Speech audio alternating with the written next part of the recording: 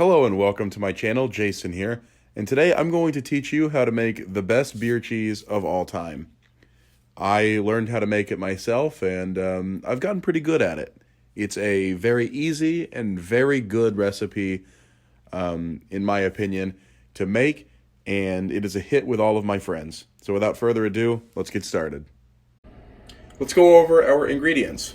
First, you need a pound bag or 2 8-ounce bags of sharp cheddar cheese. I prefer the shredded kind. People say that it doesn't melt as well, but I disagree. I think it's just fine. It's a lot less work. Obviously, you need beer. So I prefer Yuengling traditional lager, and I have a pint can, 1 pint of that, and it is currently in this bowl. Then you need ground mustard, paprika, 1 block, 8-ounce block of cream cheese, a lot of cayenne pepper, and garlic powder. In addition to these ingredients, you will need milk. Now turn your pan onto low heat. You don't want to scorch it though. Just get it warm enough to start melting the cream cheese. Now when you get your block of cream cheese open, you just want to dump the whole thing into the warming pan. Do the best you can, and it'll start to sizzle because you have already started to preheat the pan. Now, using a spoon, you just want to break up the cream cheese and try to get it to start melting.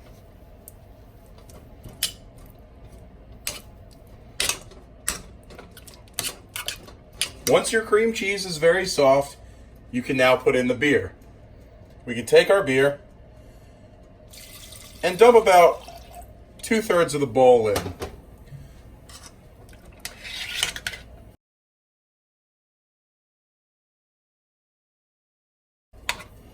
Any big chunks of cream cheese you want to try to slice through and mash on the side of your pan. And with the fork you can much more easily find big chunks and smash them along the side of the pan. There are still a few big chunks here and there, I'm sure. There's one.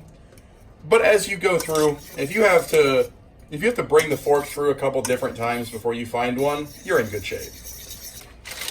And now, we have your sharp cheddar cheese. Only put in about 1/3 of the bag at a time. You'll have a mound of cheese like that on the top every time. So, just take your fork and kind of whisk it in. Once you start to see that cheese starting to melt inside your mixture, you're in business. See, you can't even see the cheese anymore, any of the individual shreds, because they've already melted in. And that's exactly what we want. So, we're going to add the second third of the bag.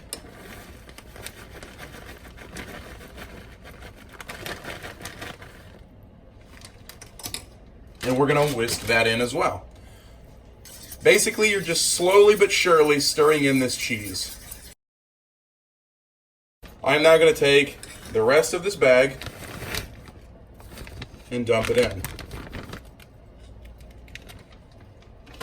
This will be the most difficult stirring you will do, because until this cheese gets melted, the sauce will be very, very thick.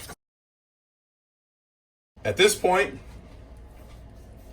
you just want to let the sauce sit and cook for a little bit. You want to frequently stir your sauce so that you get a nice, smooth, consistent sauce.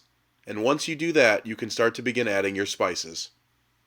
We want to begin adding in our spices. So first, I have the red cayenne pepper, and I'm going to take a tablespoon and just go straight in the jar. 1 tablespoon of cayenne pepper. I like it very hot. That's going to be plenty of cayenne pepper for the entire sauce. In fact, I may have added just a little bit too much just now. I like my sauce very hot and peppery. And so feel free to adjust my recommendations as you see fit. Now you want to take your garlic powder and just give it a few quick shakes. It is at this point that I typically put in my pretzels. I bought a bag of 6 pretzel sticks from Kroger. So I am preparing them on a pan right now. So you want to open your little grate of mustard. And depending on how clumped yours is, it's going to be different than mine. Mine's pretty well clumped because I don't use this for anything but beer cheese. But you want a good amount of mustard, but not too much. Now, your most important ingredient is paprika. You want a lot of paprika. You basically want to cover the whole top of the cheese in paprika. Our beer cheese is beginning to finish up. This is a very important step. For me, personally, now you want a dash of milk. You want to keep your milk handy because you want to make sure you get enough. Basically what the milk does is it is not flavorful to the cheese like the beer is, but it keeps it relatively smooth, especially when you reheat it. It makes it very, very, very easy to reheat, in my opinion, compared to without. So I'm going to go ahead and add a second dash of milk to make it a little bit thinner. Because when the sauce thickens and cools, it's going to be very, very thick. When it's hot originally, it's going to be really thin. But we're working the long game here. Because this cheese, if you're by yourself, which I am, will last a week. And that's using it with everything. This is so much cheese sauce, and I would highly recommend sharing this with your friends. I don't have those, so I eat for myself, but I go ahead and freeze part of the sauce and reheat it later. They're very, very, very fine little chunks of cream cheese, and you can kind of see one on the fork right there. It's just, that's as good as you're going to get it. You don't taste it. So I'm going to go ahead and add one last splash of milk. And then we're going to call it a day with the milk. What I'm going to do is I'm going to take a plate that I'm going to use, and I'm just going to take the fork out, drop a little bit of the cheese on the plate, and just eat it with my finger. This cheese is very hot, which is what I expected. It's a little hotter than I anticipated, but it is good nonetheless. It's got a very good kick to it, but it doesn't have quite enough beer. So we're just going to add a splash of beer. And at this point, we can turn down our heat to low because it's already cooked pretty well through. But the hardest thing to get right is the amount of beer that you want in your cheese. And honestly, it comes down to what you want. Because if you like a really, really beery tasting cheese, then of course you're going to want more. If you're like my mom and you don't really like the taste of beer, you just want a hint of it, you're going to want to use less. But it's all about finding what you like. I like a pretty robust flavor, and I believe the Yuengling traditional lager brings that kind of flavor. But I like to use a lot of it.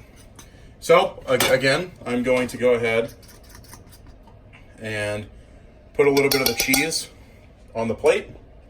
It's incredible what one little splash of beer will do to the heat. Because I said that it was almost too hot just a moment ago. It is perfect at this point. But I do want to add a little bit more paprika. Be very generous with your paprika. That is a very good flavor you're going to really want in it. I usually put this much in, and then even when I heat it up, I dust it with a little bit more.